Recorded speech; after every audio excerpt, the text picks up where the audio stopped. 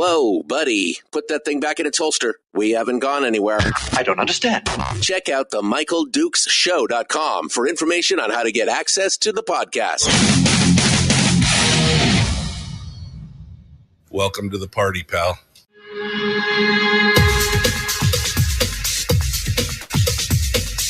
The Michael Dukes Show. The greed and the entitlement is astounding to me. What more could you want from a low-budget radio program? This is a dumpster fire. That was just BS. It is time to get a new perspective. We know just what you need, and we've got just the cure. Open wide and prepare for a steaming hot cup of freedom. I just don't fathom it. The Michael Dukes Show, streaming live across the world. Yep, across the world on the interwebs at MichaelDukesShow.com. Good morning and welcome to the program. It is your home for common sense, liberty-based, free-thinking radio, the Michael Dukes Show. We're broadcasting live not only on the internet at MichaelDukesShow.com, where you'll find links to our live stream, links to our social media sites where we simulcast the show, but also links to our podcast as well, which is available every day, wherever you find podcasts, et cetera, et cetera, et cetera. It's good stuff, and you'll want to stop by there. Also, of course, broadcasting live on terrestrial radio across the state of Alaska. It's on this, your local radio station, and or FM translator. Good morning and welcome to the program. I'm dreaming of a white. Yes, it's a white Christmas for all of us here in the state of Alaska, but especially in the South Central area. What a hot mess. I'm actually trapped at home because we have yet to see the snowplows in my subdivision here, and there's about 2.5 foot of snow on the roads leading up to the feeder position, up to the Kanikus Bay Road, the feeder road that goes off into Wasilla. And so there are apparently several subdivisions around here that are still waiting for that. So even though you've, excuse me, shoveled out your car and freed everything and all that, now we're kind of all waiting for, okay, and now what? And now what? So we're going to give you some updates on that here in just a second. But today is Tuesday, and that means the weekly top three. The weekly top three from our friend Brad Keithley from Alaskans for Sustainable Budgets. And we're going to give you, he's got three meaty topics to discuss today, including a look at the governor's revenue forecast, potentially what he may see coming in the governor's budget, which is due this Friday. The governor's budget coming in this Friday. Also, a look at who pays. It's another look. Charles Wolforth has got an article up about that, an opinion piece in the ADN, which I think Brad is going to talk about. And then finally, the correlation between oil prices and education spending. What does that tell us here in the coming months? What are we going to be looking at? So Brad's going to go over those big three topics today. And he's prepping for the big Christmas edition of the show, which is going to be coming next week. We'll talk about that here in just a minute. In hour two of the broadcast, it's going to be Chris Story, the man from Homer, who's coming in to give us our weekly uplift, our weekly life coaching lesson, our PMA boost, whatever you want to call it. Chris is going to be joining us, and we're going to be going over all that here in just a little bit. So don't miss all that. Okay. Also, what else did I have to go to? We're going to talk about the 5 days of Christmas. The 5 days of Christmas, courtesy of our friends over there at Satellite West, courtesy of your local radio stations, and courtesy of us here at the Michael Duke Show. What is the 5 days of Christmas? Well, it's a chance to win a free bivvy stick. What is a bivvy stick, you might ask yourself? Well, a bivvy stick is a little teeny tiny device that that connects to your cell phone and turns your cell phone into a satellite communicator. So no matter where you go, you could still be able to send text messages, you can still send emails, and you can know exactly where you are. And if you're with a group of friends, like snow machining or hunting or hiking, biking, trekking, traveling, wherever you are, you could also use their group track feature to make sure that everybody knows where everybody is and everything else. It is just a fantastic little device to keep you going here in the last frontier. And you can win one for free. This is like a $200 and something, excuse me, $200 and something retail value for this little unit. And we're going to be giving away 5 of them starting the day after tomorrow, Thursday, Friday, Monday, Tuesday, Wednesday. We're giving away one every day for 5 days, the 5 days of Christmas. And the only way that you can win is by going over to my website, michaeldukeshow.com, michaeldukeshow.com, just typing it in so that I can see it all there, make sure that everybody can see logo at the top of the page or just a little bit there. And you'll see the big banner for the 5 days of Christmas. Nice, soft and loving 5 days of Christmas. And just go over there and get signed up. And guess what? You could win. That's the only way you can win, in fact, is by doing that. So it's fun. It's amazing. And go check it out right now. We had yesterday, I think, I'm looking back here, I think it's 53 people signed up yesterday. 53 people signed up. So you still got a pretty good chance of winning, my friends. You've still got a pretty good chance of winning, even if you sign up right now. I mean, it's still a pretty good chance because I don't think we have but close to 100 entries right now. So we got 5. So that gives you a 1 in 5 chance of winning with 100 entries. I mean, I'm not much of a mathematician, but that pretty much covers it right there. So the 5 days of Christmas, courtesy of our friends at Satellite West and your local radio station. Special thank you to them. And, of course, to Satellite West themselves. Oh, here's the other thing. I forgot to tell you. Special offer. Now, you don't have to sign up for service for the Pivotel because it does have a subscription plan, right? It's a subscription plan based, but they got plans for as low as like $13-14 a month to be able to use it year round. I've got the good plan, and I just leave it in my glove box, right? Just in case something happens, or I leave it in my coat pocket, and I've just got it turned on just in case I need to use it. But for Michael Duke Show listeners, they have a special offer. If you do get activated by the end of the year, and that's the only requirement, you don't have to, but if you do, you can get the options of getting 3 months for free on a 12-month plan. So you get 15 months. You could get 4 months for free on a 2-year plan, which would give you actually 28 instead of 24 months. And if you decide to go full whole hog and get the big 3-year plan, you would get another half of a year totally for free. So 42 months in total, and you would just pay for the 36 months if you want to do that. And this, of course, is about half the price of competitors like Garmin or any of those other, and they do a lot more than what any of those things do. So again, you could just win the unit, or you could win the unit and then give yourself a Christmas gift of making sure you have peace of mind and the ability to use it throughout the year. But or you could give it away as a gift if you want to give it to a friend as a gift, or to a loved one as a gift, somebody who's outdoorsy or who's always going herring off into the wilderness somewhere. This would make the perfect gift. And again, special deal for Michael Duke Show listeners.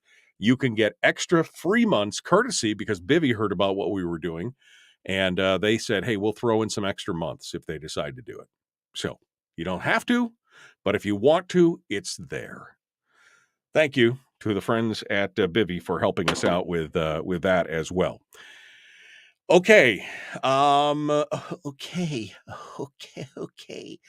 What else we got? What else we got? That's it. News. 2 feet of snow, of course, has brought much of the Central Peninsula to a halt. Anchorage they still have not gotten through the feeder roads. They have not, they're still, as of 10 o'clock last night, they had not gotten to the local neighborhood roads either. As I mentioned, I'm out here in the Wasilla area, and apparently there's lots of subdivisions that have not been plowed out yet. And for those of us without a snowplow, that makes it a little difficult because we can't even drive down to the roads, to the main roads that have been plowed. So that's tough. The Mat-Su school districts are on a remote learning day. They already decided remote learning. We're not going to try and send anybody to school. Both the Anchorage and the Kenai school districts have said that school will be open, but it will not be mandatory. That if you do, it's up to you to decide whether or not your kids if it's safe to get to school. And of course, some tragic news yesterday down in the Kenai after one person, a woman, 31-year-old woman, was struck. She was walking on the road, apparently in whiteout conditions, and was struck by a snowplow. Some real tragic stuff there. And we were sorry to hear that. But that is that's kind of the whole rundown. It's kind of a hot mess down here in the whole South Central and Southern Peninsula area. But here's the bad news. And we got Brad Keithley coming up here in just a second, but I got this last night as a flash from the National Weather Service as of, 6-something last night. This is the word, and this covers Anchorage, Mat-Su, Western Kenai Peninsula, Prince William Sound, Copper River Basin, Wasilla, Sutton, Chickaloon, Seward, Girdwood, Moose Pass, Valdez, Thompson Pass, Paxson, Willow, The whole shebang. Here it goes. A widespread winter storm mixed with precipitation is possible for South Central on Wednesday through Thursday. Another round of precipitation is expected to move across the South Central Wednesday through Thursday this week. The system is expected to follow very soon after the passage of a relatively smaller snowfall for Tuesday. That's today. They're expecting 2 to 4 inches. Precipitation is expected to begin as snow for most locations, but as warm southerly flows bring additional moisture into the area, snow could transition to rain near the coastal areas and the southern Kenai Peninsula.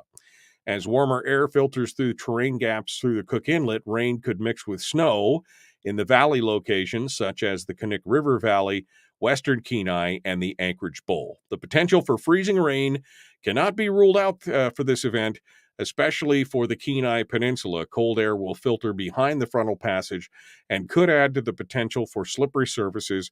Heavy tree branches and power lines could break. Expect the forecast to change as this storm evolves. So, more good news. Just saying, more good news. It's all coming down. It's all coming down right now. So, I'm only here to bring you stuff. Don't kill the messenger. That's all I'm saying. Don't hate the messenger. Just know that I'm trying to bring more to you. All right. There's some people in the chat room who are not happy about that. All right, we got more coming up. The Michael Duke Show continues. Common sense, liberty-based, free-thinking radio. Brad Keithley is waiting in the wings. We're going to be joined by him here in just a moment. We'll return right after this.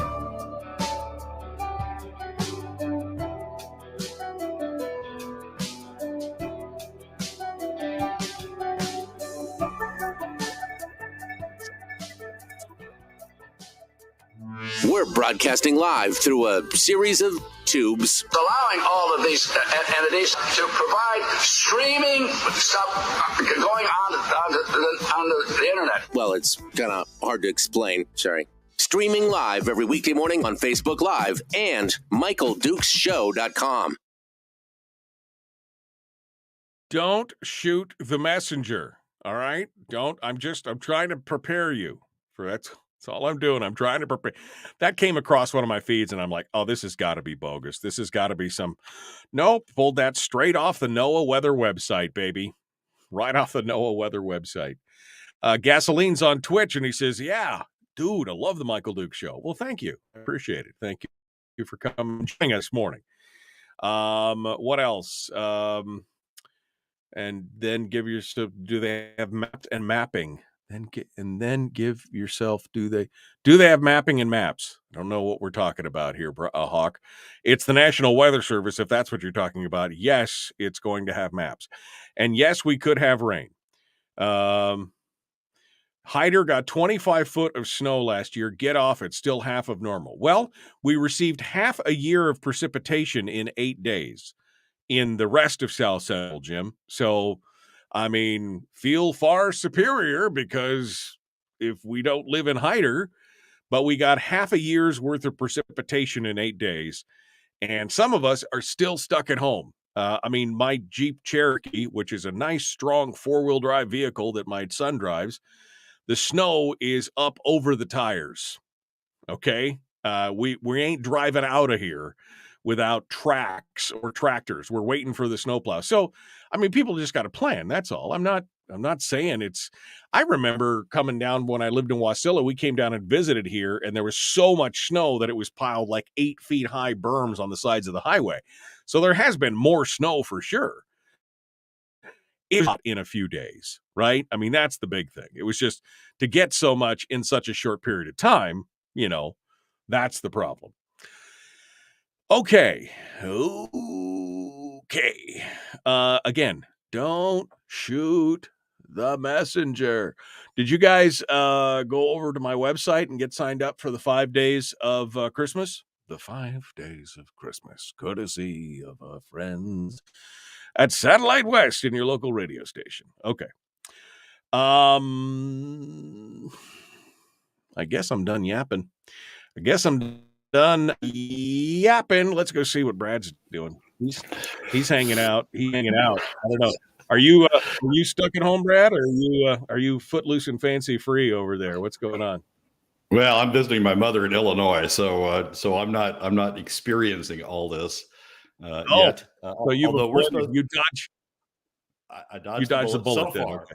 But we're supposed to have snow here, and a little bit of snow here goes a long way. We're not Illinois is not quite as accustomed to it. So no. The 4 feet of snow in a week is probably more than they would know what to do with at that point. I'm coming back next week, though. So if you can get all the roads clear by the time I get back, I would appreciate it. Well, that was the worst part is like the city of Anchorage had not even got all the feeder and side roads and residential roads done from the snowfall last week when this weekend hit. And so it's just like insult to injury. That's the worst part. I mean, it's a hot mess. And you're adding another storm on top of that. You personally are adding another storm. I personally am adding another one.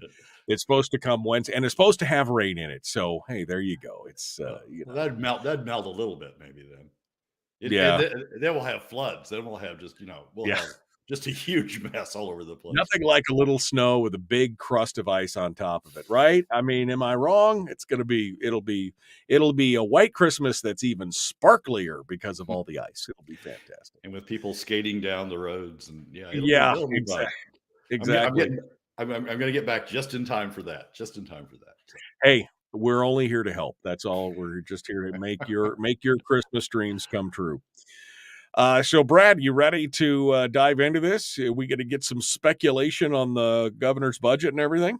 We are going to get some speculation, and it's going to be that. It's going to be speculation, but I'm ready. But right now, I'm working on my Christmas list. You gave me my assignment of what to worry about think about for next week. So next week is going to be fun. Yeah, you got it. It's homework. It's probably harder to do than all this other stuff.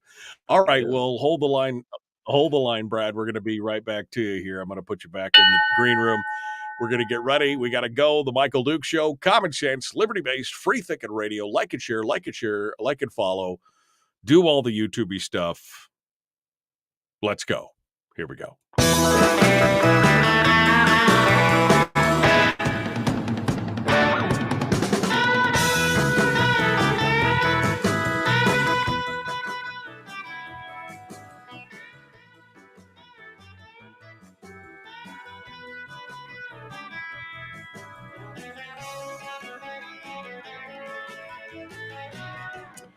Well, welcome back.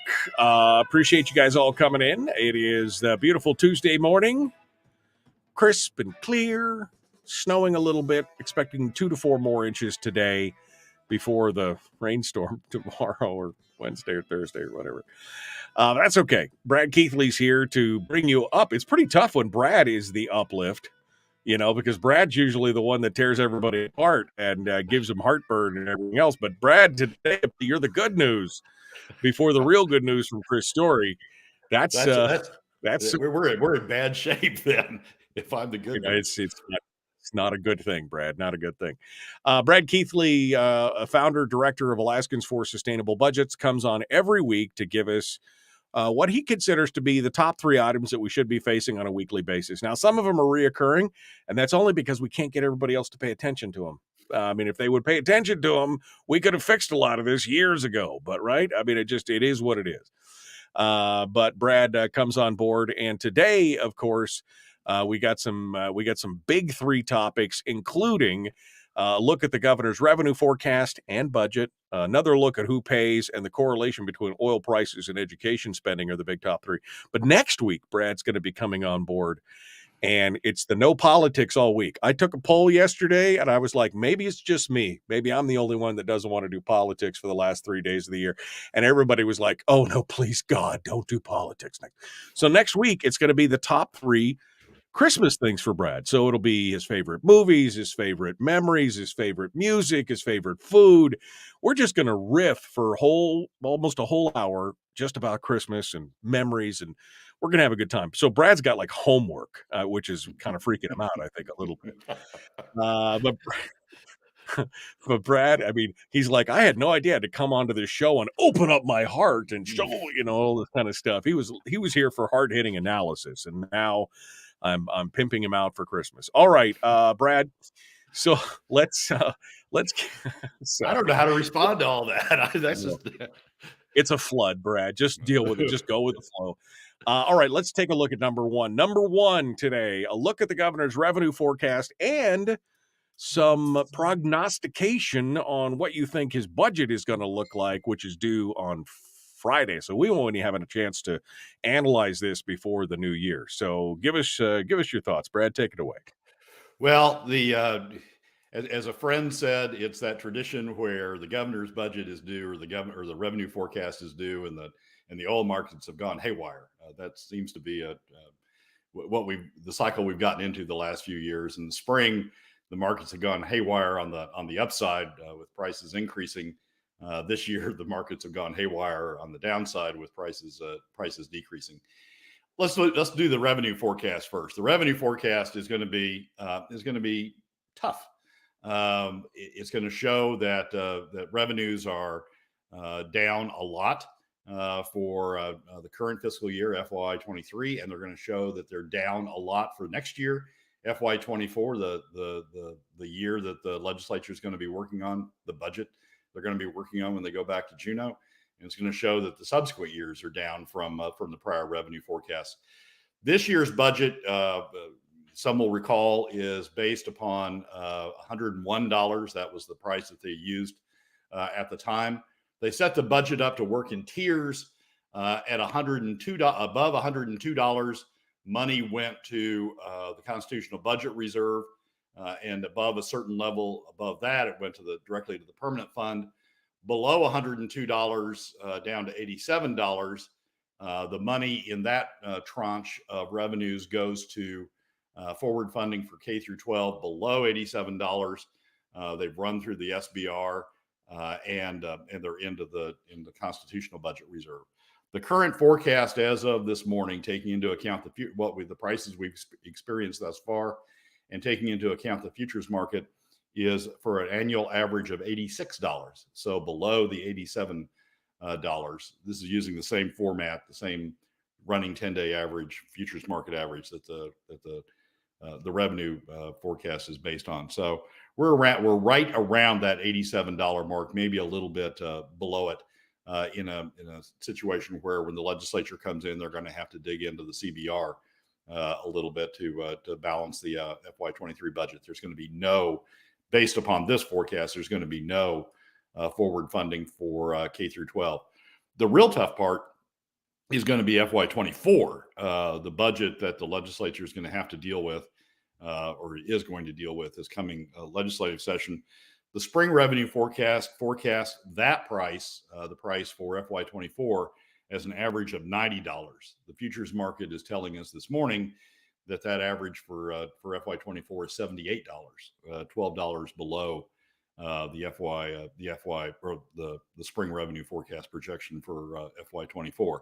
So revenues are way down as well for FY24. And then for the remainder of the 10-year outlook that the administration has, prices sort of get back to normal by FY29. Get back to the projection that was included in the spring revenue forecast by FY29 and FY30. But between FY24 and FY29, prices stay significantly below what was forecast in the futures or in the spring revenue forecast. So we're going to see a revenue forecast that's going to have significantly lower prices. There's one other aspect of the revenue forecast that I'm really going to be focused on as well, and that's the production forecast. The production forecast for FY23 included in the spring revenue forecast was 502,000 barrels a day, and increasing from there over future years, slightly in FY24, and then subsequent years sort of went up from there. We haven't touched 500,000 barrels a day yet on a monthly average yet this year, and we're fairly deep into the year. We're approaching 50% halfway through the year.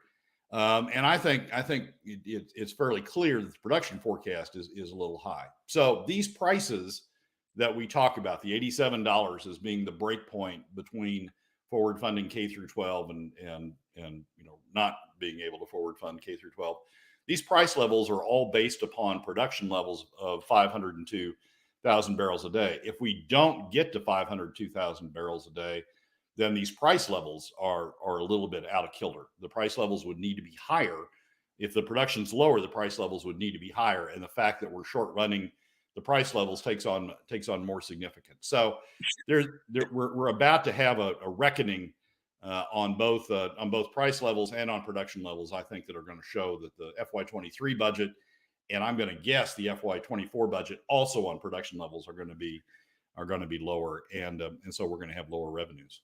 Brad, shouldn't we have learned our lesson on this? I mean, this reminds me again of the Sean Parnell years where we were building budgets based on outdated pricing. I mean, he was basing a budget on $115 oil, and we were down somewhere in the 80s on oil.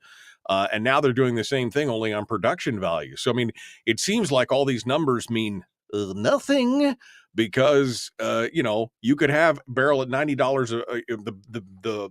The numbers for the price could match, but if you got production at 15% over anything that we've been doing, you still paint yourself into a corner. Yeah, it's a challenge. I wrote a column. One of my columns for the Alaska Landmine a few weeks ago was how to address that. I mean, I think the headline had something to do with OPEC. And the fact that, we're sort of the tail on the OPEC dog. We get wagged around by whatever OPEC's doing on prices. And it was an analysis of what we could do to help solve that. And one of the things that people have talked about, and that I talk about in that column, is using the 10-year average of oil prices.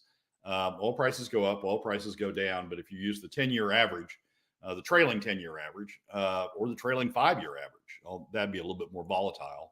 But use a trailing average like we do, for example, with the permanent fund dividend. We use the trailing 5-year average of earnings from the permanent fund, or the POMV approach. We use the trailing 5-year average value of the permanent fund in calculating the POMV. So in other major areas of fiscal policy, we're using a trailing average so that we don't get caught up in these spikes that go up and down like we are with oil. We've never done that with oil. We've always used the next year's forecast done by the Department of Revenue, is adjusted in the spring revenue forecast. We've always used the next year forecast.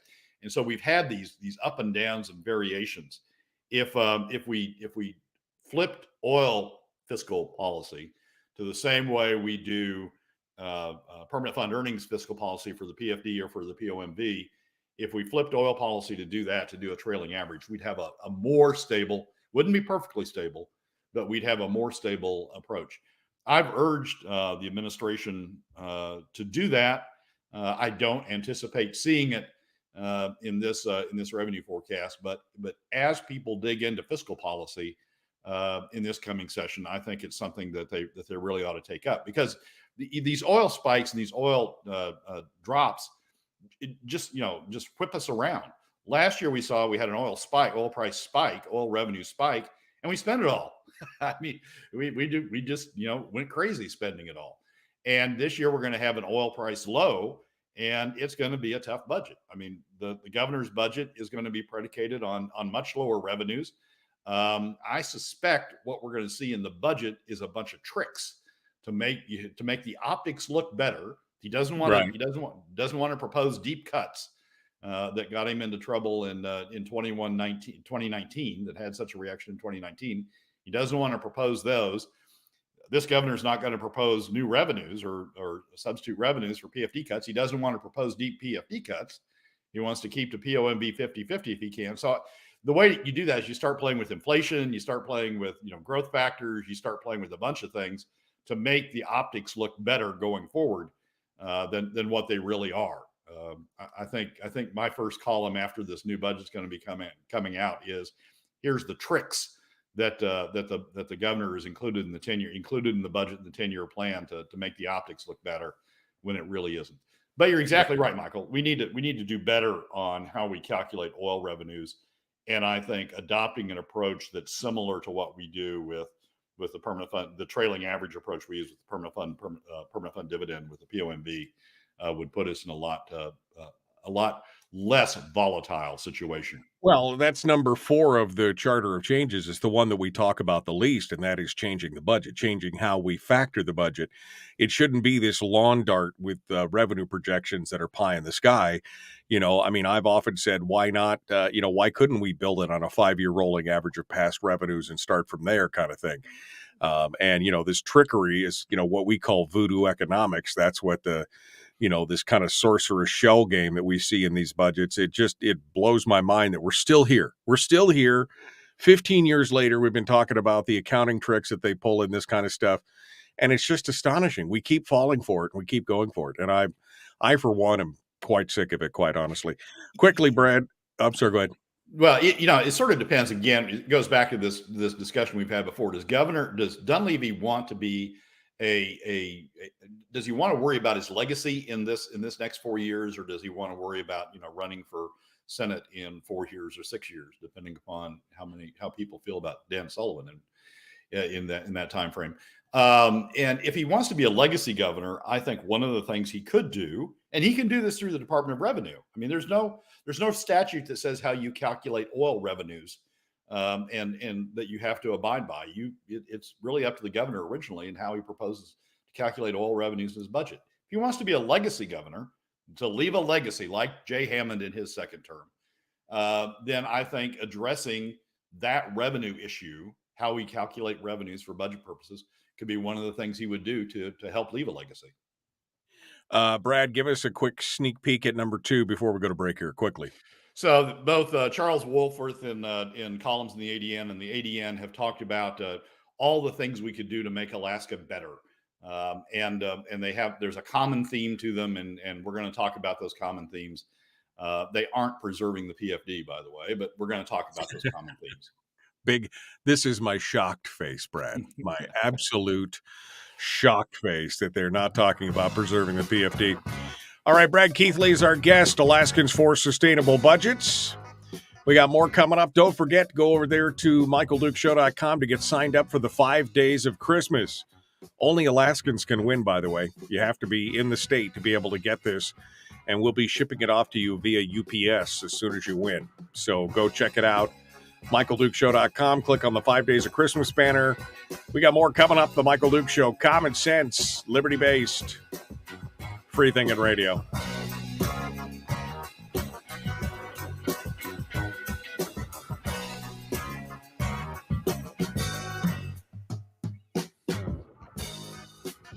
If you missed the show, you can listen to it on your time with Dukes On Demand.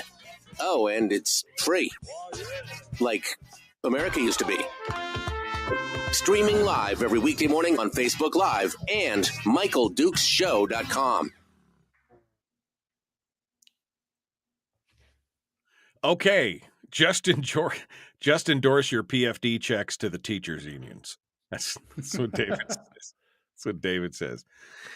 David, by the way, send me a message to the show here on Facebook, will you? I want to ask you a question. So, David Boyle, if you're listening right now, which I assume you are, it's all right. Trickery from the Juneau Clown Posse. I'm shocked, I tell you, just shocked. This is the thing. And then Harold's giving you decorating advice. Brad, you need a picture on the wall. It's way too spooky being a room with nothing on the wall. So I thought I'd throw that in there, Brad, just so you could shake your head a little bit.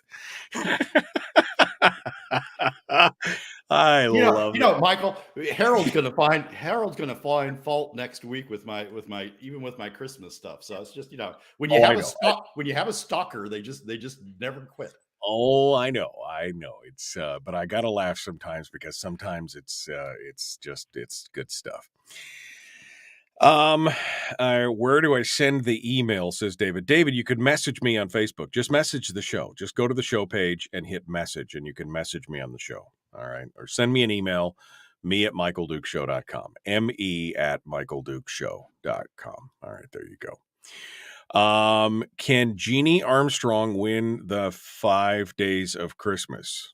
Well, I mean, technically, she's a resident of the state of Alaska. Whether or not she's a resident long enough to qualify for electoral office, I don't know. But she is a resident of the state of Alaska, so technically, she could win the 5 days of Christmas. I know, and then she could know wherever she was. She would never be lost again, right? Never be lost again. I just cannot help the feeling, Brad, of it's like Groundhog Day. Again, talking about the voodoo economics and the trickery and the shell games and all that kind of stuff. I mean, here we are. It's Monday yet again, right? It just seems like we don't learn from this. I mean, this is the Tony Knowles. We had an increase to the budget, but I cut 3/4 of the increase, so I cut the budget. No, the budget still went up by a quarter. It still went up by X number of dollars, but I cut the budget. No, you cut the increase to this is again, I feel like it's just my head is whipping back and forth from all the whiplash of this reoccurring nightmare of Groundhog Day. Are we ever going to learn? I mean, what are your thoughts on this? I mean, how do the politicians keep getting away with this? Well, the challenge is they want the upside. When oil prices come up, they want the benefit of that. They want to be able to, spend on the things that make their constituents happy. So they don't want to give up the upside, and the cost of that is that we continually get the downside when oil prices come back down. Putting us on a stable, and so that destroys spending, right? When we have an upside and they spend, and they create new programs, they raise expectations that we're going to be doing all these things on a continual basis. And then when we have the downsides, then we get constituents crying and screaming about the fact that they're cutting their programs because we no longer have the revenues to support them. It would be great if we had a steady stream, if we had a predictable, steady stream of revenues that didn't give us huge downsides. It also wouldn't give us huge upsides. And it would be great if we did that. And as I say, if Governor Dunleavy wants to be a legacy governor, if he wants to create a legacy similar to what Jay Hammond did in his second term, to leave behind for future generations to admire, then these are things that he can correct. He could correct his Department of Revenue, his OMB could correct the use of annual forecast revenues, oil revenues, as the basis for budgeting. They could go back and say, no, we're going to budget. We're going to budget based upon 10 years. Now the legislature could potentially change that. They could say, no, we're still going to budget on forecasts.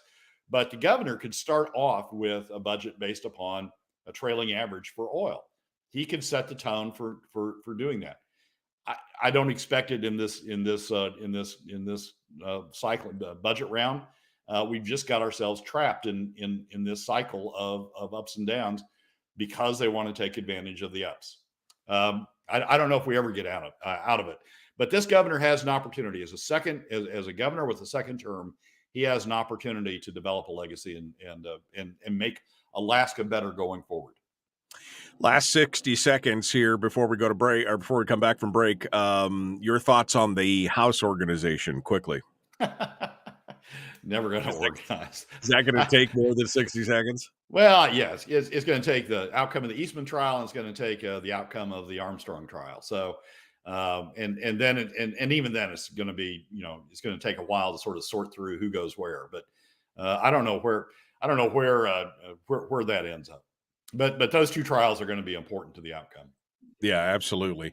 The best case scenario, I think, is Republicans taking the House and having a little bit of gridlock between the House and the Senate. I think that's kind of the best case scenario we can hope for right now. It's going to be interesting. All right, we're coming back to it, folks. Don't go anywhere. The Michael Duke Show. Common sense, liberty-based, free-thinking radio. Like and share, like and follow. Let's do it.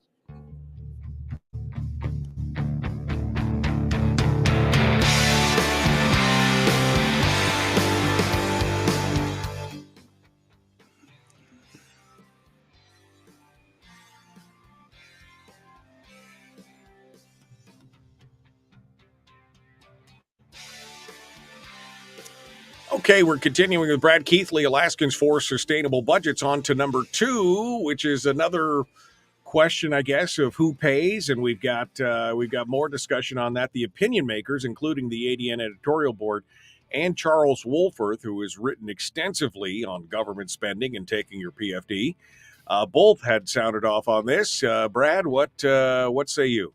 Well, the titles of both these pieces tell you what's going on. Wolforth is a 3-part series, worth reading, even if you just take your blood pressure medicine before you start reading, but worth reading.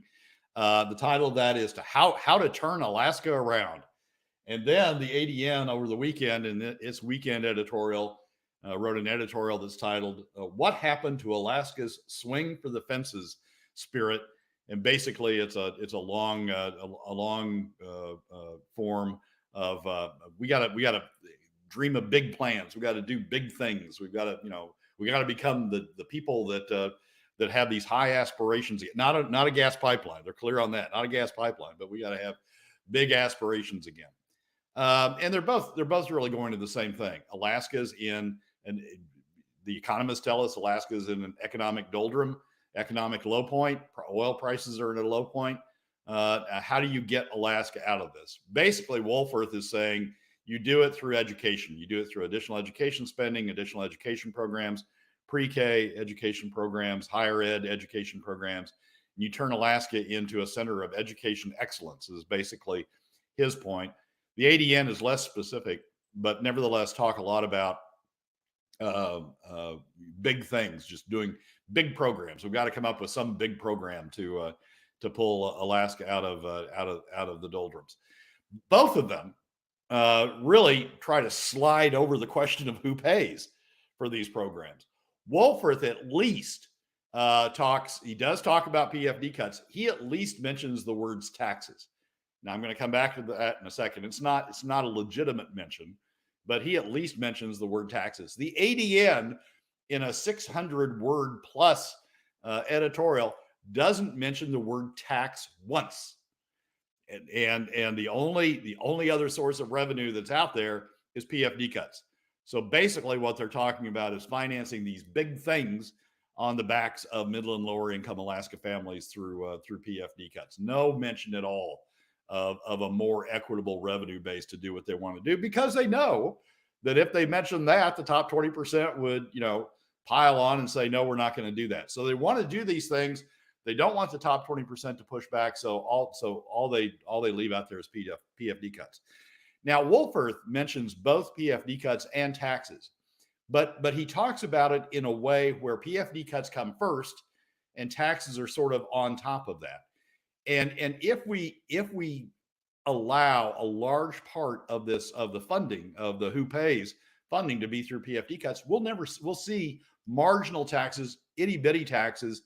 So we can say, yes, we have some taxes that are contributing toward it, but the bulk of the revenue will come from PFD cuts, will come from middle and lower income Alaska families. It won't be spread equitably across all Alaska families. We'll be shoving the burden off on middle and lower income Alaska families through PFD cuts. So both of them are essentially saying we need to do big things. We need to spend more money. We need to work our way. Government needs to get us out of these economic doldrums by leading the way and spending more money. But we don't want to pay for it by having equitable taxes. We don't want to pay for it by all Alaska families contributing to it. We want to focus the burden on middle and lower income Alaska families through PFD cuts. And it's just, it's the way that we've seen the ADN editorial pages go for now a prolonged period of time. They have big plans, they have big hopes, big aspirations, big ideas about how government can spend us out of whatever economic doldrums we're in. But in terms of who pays, it gets a minor space in the discussion, and then it's PFD cuts. It's doing it on the backs of middle and lower income Alaska families. Not an equitable way to share the costs across all Alaska families. And indeed, using PFD cuts means we don't tap non-residents to help pay for, as every other state in the United States does. We don't tap non-residents to help pay for the costs. I think it's interesting, this editorial from the ADN, what happened to Alaska's swing for the fences spirit. I always love that because it's like this effusive, expansive, we're going to swing for the fences. We're going to spend everything we got and then some to make it happen, betting on the if come. And that's really the whole flavor of this article. This whole opinion piece is all flavored with, we should just spend everything we got and then some, and that'll make it all better. I mean, I'm simplifying it, but that's really kind of what it all comes down to.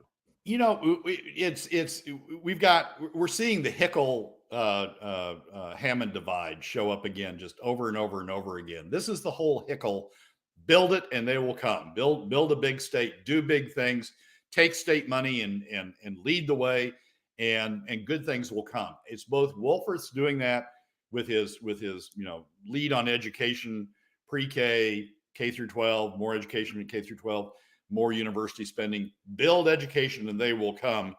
The ADN is less specific. Just build something, and they will come. Both of it, though, based on the backs of middle and lower income Alaska families through PFD cuts. Hammond said, if you want to build it, go ahead and build it, but at least share the costs equitably. Use taxes to make sure that all Alaska families pay equitably toward the cost. Hickel said, build it and use PFDs. I mean, use permanent fund earnings. Use whatever source you can grab onto and build it. So we're seeing the old Hickel Hammond divide again on the editorial pages with both Wolforth and the ADN editorial staff both clearly landing on the Hickel side of just build it big and use PFD cuts to build it. All right, we're under 5 minutes now, so let's move on to number 3, which is the correlation or causality, I guess, correlation between oil prices and education spend. We know that's going to be a top tier.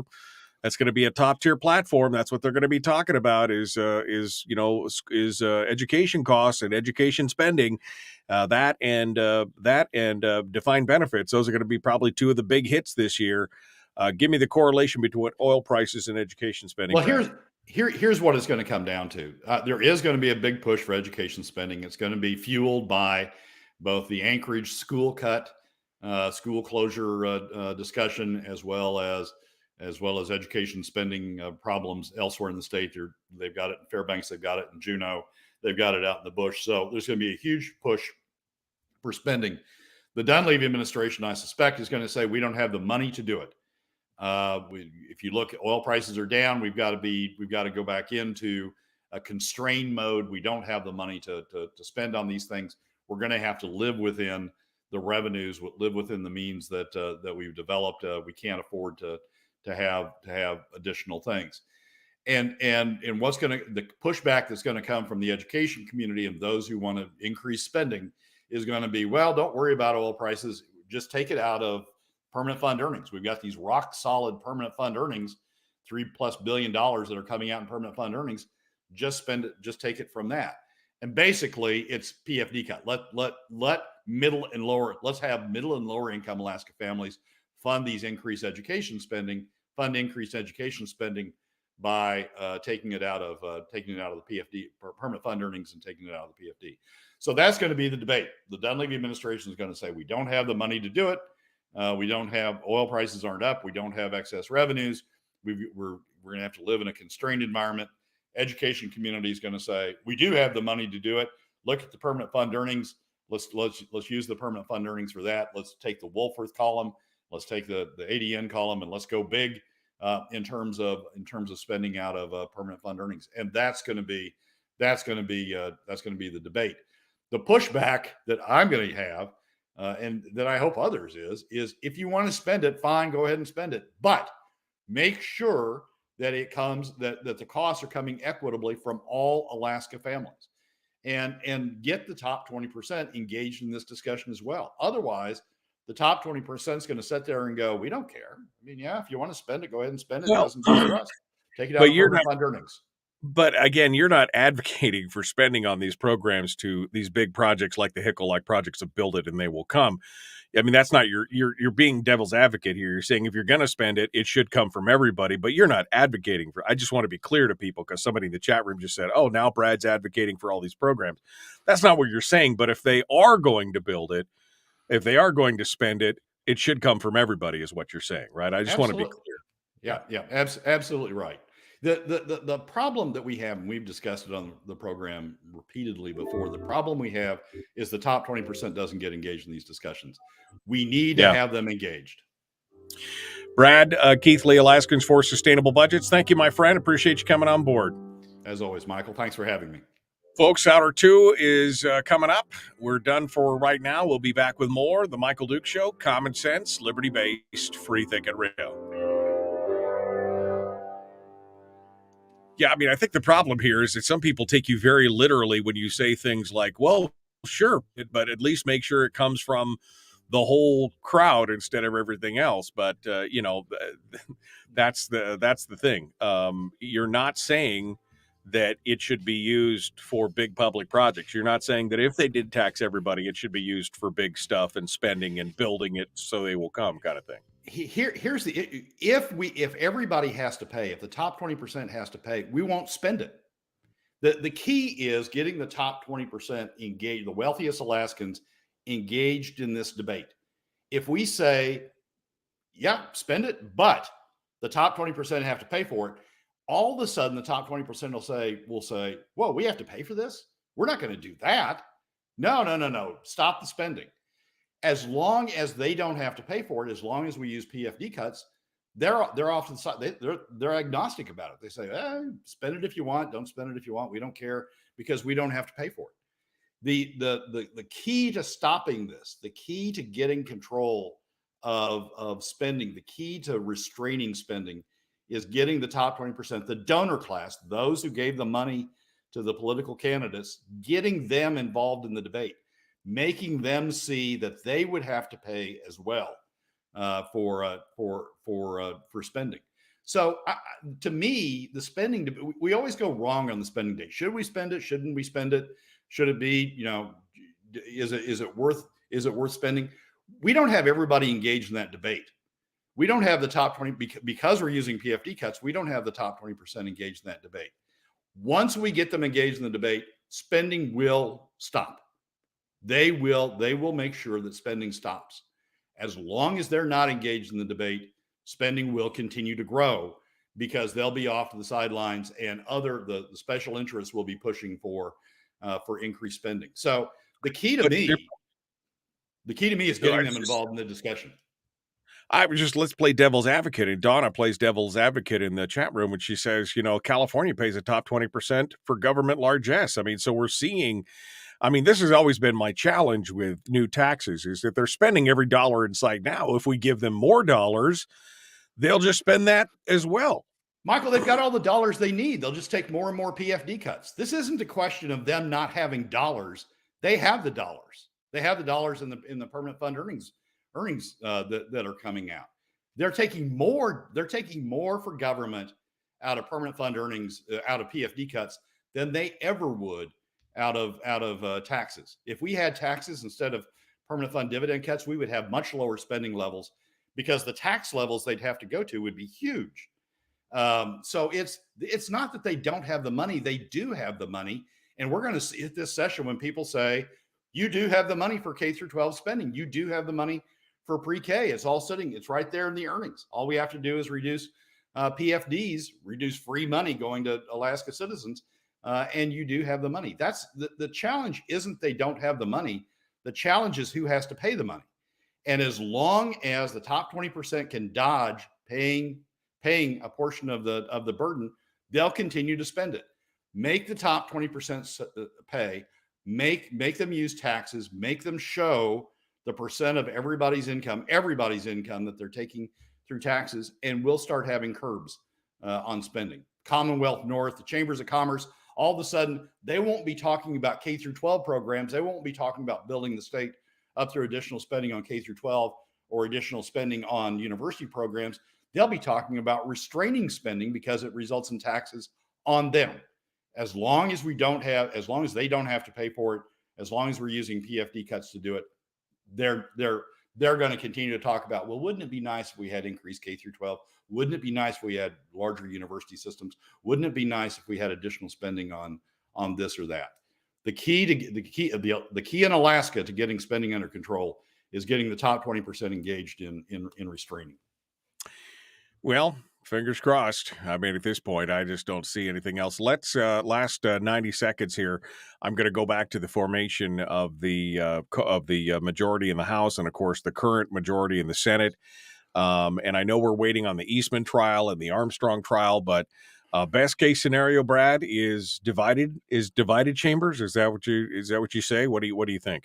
Well, at this point, yeah, I think the best outcome would have been that the Republicans control the Senate, but the Republicans do control the Senate, except it's the wrong Republicans. I think the best outcome at this point is divided government. That the Republican majority in the House forms the majority and acts as a restraint. Otherwise, it's going to be, if we have bipartisan coalitions, otherwise it's going to be up to the governor to try to exercise his veto pen as we've seen in the past. Since 2019, he's very very reticent to do that. So yeah, I think the key here is to have a gridlock between the House and the Senate, and to have Republicans in control of the House. Well, that might give Dunleavy at least the feeling a little bit more of control of being able to do it. Otherwise, he's going to be, I guess, basically on the defensive the entire time, moving backwards. And, and of course, with the round heels and all that, like you've talked about in the past, that's going to be problematic. Yep, it is. So so I think help out of the House is going to be critical to that. Otherwise, we're going to end up spending more. As long as the top 20% don't have to pay for it, we're going to end up spending more. Okay, Brad. Well, you have your homework, my friend. You know what you're supposed to do next week. I'm sure it'll be a long, multiple pages of lists of things, right? I mean, that's going to be working on. We'll talk about how we're going to do this between now and then. Oh, it'll be fun. We're gonna have a good time. That's all it's about. Brad Keithley, Alaskans for Sustainable Budgets. Thank you, my friend, for coming on board and joining us today. And I'm really looking forward to next week. Okay, Michael, as always, thanks for having me, and I'll get in the Christmas spirit. I promise. Get in that Christmas. Quit the bah humbug, Brad. Jeez, man, get positive. All right. Thank you, Brad Keithley. I appreciate it, my friend. All right, folks. We got more coming up. The Michael Duke Show continues. Common sense, liberty-based, free-thinking radio.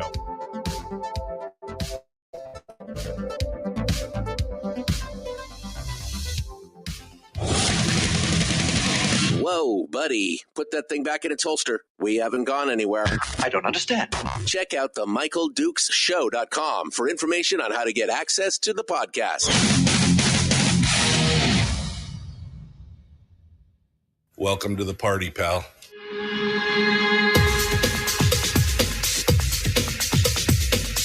The Michael Dukes Show. The greed and the entitlement is astounding to me. What more could you want from a low-budget radio program? This is a dumpster fire. That was just BS. It is time to get a new perspective. We know just what you need, and we've got just the cure. Open wide and prepare for a steaming hot cup of freedom. I just don't fathom it. The Michael Dukes Show, streaming live across the world. That's right, across the world on the interwebs at michaeldukeshow.com, where you'll find the audio-only stream, the links to our social media, and, of course, links to the podcast and broadcasting as well on regular old terrestrial radio right here on your favorite radio station and or translator. The Michael Duke Show. Good morning and happy Tuesday to you. Tuesday of the days of white Christmas of, man, what a hot mess, my friend. It's going to be nasty out there. It's going to be nasty. It's going to be a little bit ugly. as we go through. I mean, you thought you already got the white stuff. There are many areas that still have not been cleaned out. And I know Anchorage, a lot of residential areas, and out here in Wasilla, again, we haven't seen a plow yet in my subdivision, and there's 2 foot of snow on the roadways. So it's going to be tough, but I do want to get you prepped. I want to get you prepped for what's coming, because they're expecting 2 to 4 inches today. 2 to 4 inches today. And I got this special weather advisory from this morning. It is, well, let's just say it's not going to be great.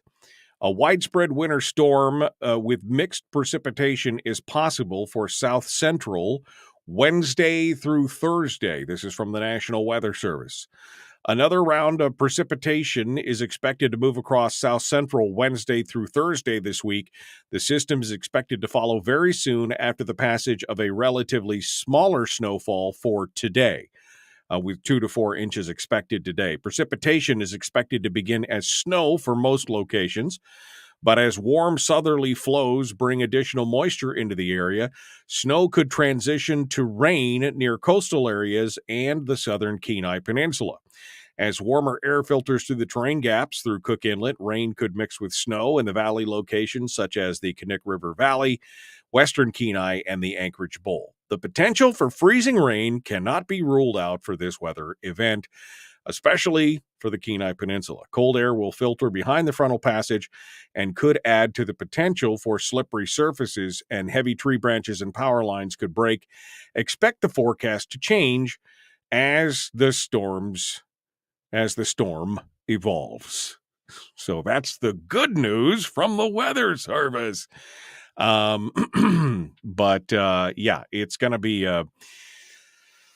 that's going to be a white Christmas. There's no not predicting that. But you guys best get prepared. As soon as I am able to get out of the neighborhood here, we're definitely going to the store to get all the groceries and everything else to make sure that we're stocked up, so to speak, in case we get socked back in. It's definitely not a fun time in old Mudville for all the or Snowville, I guess, in this case, for all the lack of snow plowing and everything else that we're seeing. Want to remind you, of course, that we're getting ready for the 5 days of Christmas, courtesy of our friends over there at Satellite West. 5 days of Christmas. We're starting the day after tomorrow. We're going to be giving a bivvy stick away every day for 5 days. Thursday, Friday, Monday, Tuesday, Wednesday, the last final 3 days of the broadcast year for me. Next week, we'll be giving away one of these little bad boys, the bivvy stick, which turns your cell phone into a satellite communications device. It's handy dandy. So it doesn't matter if you're hiking, biking, trekking, snow machining, spelunking, or whatever. Well, maybe spelunking, because that would be underground, and this may not work underground. But anything else, yes, this is what you need. It allows you to send text messages and send emails, and you can track your location. You can track the locations of friends who have bivvy sticks. So if you're all out snow machining or hunting or whatever, you can know where everybody is on the little maps that are provided, connected to your phone. And you, as a listener, can win one of these. We're going to be giving away 5, courtesy of your local radio station, The Michael Duke Show, and Satellite West. But the only way you can win is by going to my website and getting signed up right now. MichaelDukeShow.com. Just click on the little Satellite West logo with all the Christmas lights around it, or you can just scroll down a little bit. It gives you the details of the contest, and you can win a free bivvy stick. But you got to be signed up to win. You can't win if you don't sign up. Now, Bivvy got wind of our giveaway, because Satellite West was the one that put it together originally, and they said they will sweeten the pot. Now, you're not required, if you win the bivvy stick, you're not required to subscribe to the service, okay? But obviously, you know, if you want to use it, you need to. But you're not required to. But if you go ahead and you get subscribed and activated by the end of the year through Satellite West, Bivvy has decided that they're going to give you free months. So if you sign up for their industrial plan, which is their Skookum plan for 12 months, you get 3 months for free. If you sign up for 2 years, you get 4 months for free on top of that. And so if you sign up for 3 years, you get a full half a year more for free. So that's 42 months for the cost of 36. And that's sweet right now. And again, the Bivvies plans are about half as much as their competitors like Garmin and things like that. So you could get it, use it for yourself. You could give it to the outdoorsman or the snow machiner or the hunter in your family that's always out trekking off into the great unknown. This would be the way to do it because the Bivvy, again, will help them keep in contact. And even if there's something wrong, something happens, there's a little red button down here at the bottom of it. If they pull this little flap back and mash the button, it says, "Help me, I've fallen and I can't get up." That's where you go. It's got everything. So if you want to win a free Bivvy stick, just go to michaellukeshow.com and click on the 5 Days of Christmas banner or logo down there near the top of the page there. You can't miss it. Just look for all the Christmas lights and everything and click on that and get signed up to win. Like I said yesterday, I think we had 50-something people sign up yesterday. So it's a good chance. You've got a good chance. We're going to start drawing on Thursday. So you got another couple days to get signed up to win for that first one on Thursday. Now you can only enter once and you can only win once. So, I mean, just be aware of that. Okay, Chris Story's coming up here in a few minutes. He's going to be giving us our weekly uplift and life coaching lesson. I'm sure he's going to want to talk about, something. Will be good. We'll talk about something right there. And he'll be giving us a little bit of an uplift. Now, coming up next week, just a reminder that I will be I always take the end of the year off. You guys, if you've been listening to the show for any length of time, you know that. My last day of broadcast will be Wednesday, the 21st. And then I will be on vacation until we return on Monday, January the 2nd. So as of the 21st will be my last day, and then I'll be on vacation for the Christmas holidays. I got lots of stuff to do. We're re-beautifying the studio and making things ever better and brighter. It's going to be fun. It's going to be amazing. And so we look forward to that. But just a reminder that I will be off and you will be experiencing alternate programming from your local stations for that period of time. Yesterday, I got an email, or it was a message, I guess, through my website, one of the contact forms that shows up as email, from Amy. Amy says, "I love listening to your show in the morning. I am trying not to think negative. I'm worried about the future, especially when they start to raise taxes. How many local businesses are going to be around? What's that effect going to be?" That's the only question I have. But she does say, by the way, her favorite Christmas movie is Jack Frost with Michael Keaton, and also Christmas Vacation. Those are her two favorite movies that she loves to watch. Well, thank you for sending your email in, Amy. And I'll be honest with you, I'm worried about it as well. I mean, we talk about, with Brad and stuff, we talk about taxes to try and hit that 20%, to try and get them engaged. But there's also, again, everything we do has unintended consequences. So the intent may be to pass a tax of some kind, and the intent may be to get the top 20% involved, but what does it do to the overall economy? Taxes in general have a tendency to depress and restrict, GDP and other things, and stymie free market growth. That's just, taxation is theft, right? Taxation is theft. That's just what they've got going on. And so I too, Amy, am concerned about that. But I am also concerned about the fact that we have been beating this drum on smaller, more limited government, and we haven't been getting anywhere. We haven't gained any traction. I've been talking about it for 20 plus years, and we just don't seem to get any. We keep sending the same group of people back down to Juneau who all seem to have the same idea, which is government is we know better than you how to spend your money. Right? That's the scene. So the definition of insanity is doing the same thing over and over and over again. But that's what we've been doing. I don't have the answer. I mean, I know that's probably heresy to say in talk radio circles. I should have all the answers, right? But I don't.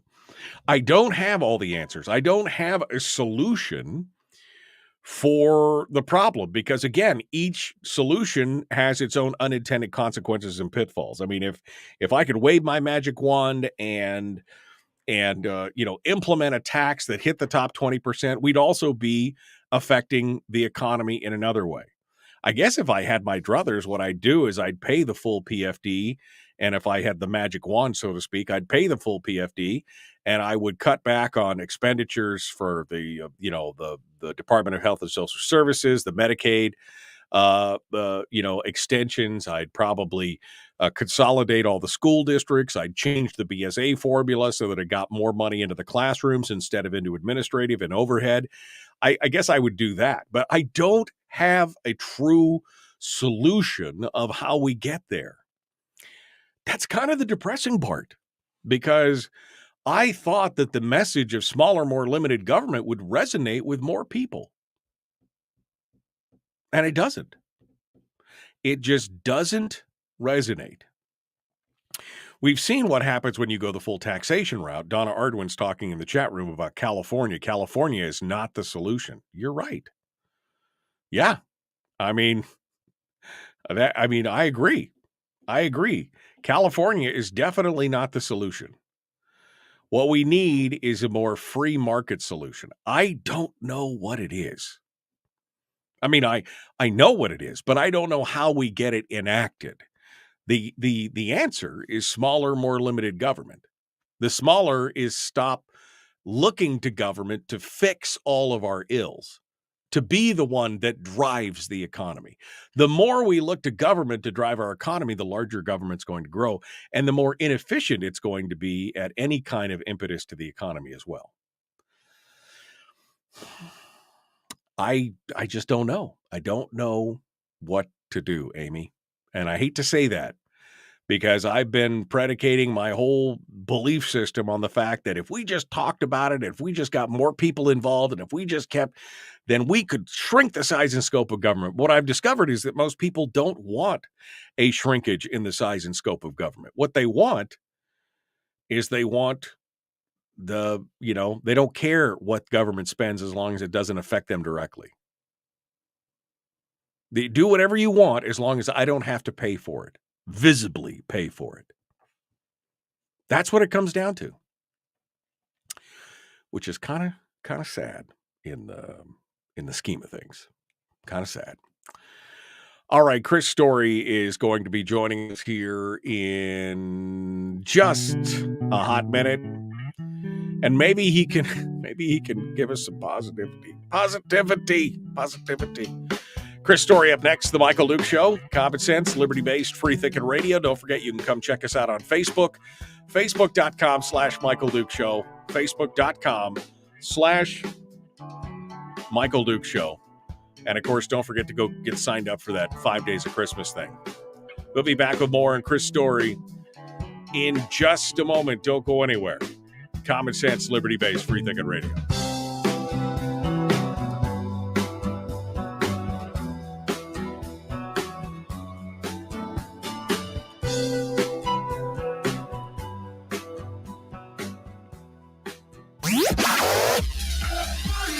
Our light, our guide, and our trusted friend. Michael Duke Show.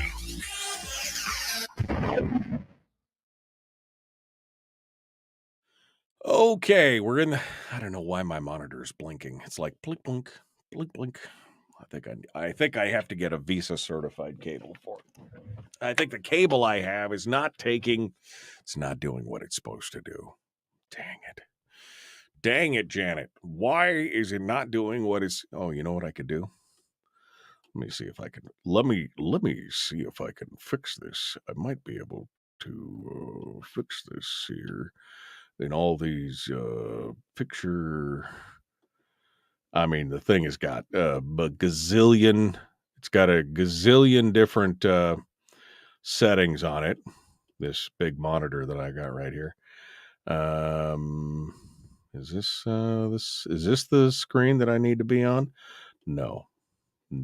It's nope. It's this one. It's this one, isn't it? Oh, there we go. Display port version 1.2. See if that fixes it. I may have just lost all of my picture. I did. I lost all of my picture. Well, that. Well, now I broke everything. Okay. I'm going to spend the rest of the show looking like this because the monitors up top are the only ones that are going to be working. Well, see, this is what I get for trying to fix this in the middle of the show. Now it doesn't want to. Come on at all. Well, that's disappointing. I will say for the record that is disappointing. Chris Story, you can hear the phone ringing here because I forgot to put it on vibrate. Chris Story is about to join us here, and we'll see if we can get him on board to get things started. Good morning, my friend. How are you? Good morning. I'm sorry to call right in the middle of your breaking things, but I figured I better. I just broke the world, Chris. It's yeah, I heard. Yeah, I heard. It's kind of depressing. I just broke the world, and but it's easier to break it the higher you get. So it just means you're just right there on top of the world. That is true. I guess that's the silver lining to this whole thing is realizing. I just want to make you feel better about being a klutz. That's all. Hey, I was just trying to fix a problem, find a problem, fix a problem. That's my job, right? Find a problem, fix a problem, and away we go. So how are you doing this fine holiday Christmas season, my friend? Wonderful. Yeah, everything's grand and good. Very happy. How about you? Other than your mechanical and technical difficulties. I can't complain. It's a Now you're off all next week, or is it Christmas forward till the end of the year? No. I'm off starting Thursday of next week. So Wednesday is my last broadcast day for the year. So got it. Boy, it must be nice. Well, wow. You could talk to your boss and see if he'll let you off. I mean, you are your own boss, right? I mean, I know he's kind of a jerk, but you might want to. You might want to talk to him and see what he has to say. He's identifying as something different right now. Oh, is he? He's identifying as. He's identifying as something completely different. Is that the deal? Right. He's having out-of-body experience. Transcendental meditation's not working. Well, guys got to have a hobby. That's all I'm saying. Got to have a hobby. All right. Let's see. Sorry. Here we go. I just shut everything off, and voila! It now works. Everything came back on because I turned all the monitors off. Well, now there it is. Okay. All right. So you're all ready to join in. We're 30 seconds out. I've got it totally rearranged my monitors in the studio. Okay. So here we go. Jumping back into it. The Michael Duke Show. Common sense, liberty-based, free thinking radio. Chris Story's our guest. Like and share. Let's get to it. Here we go.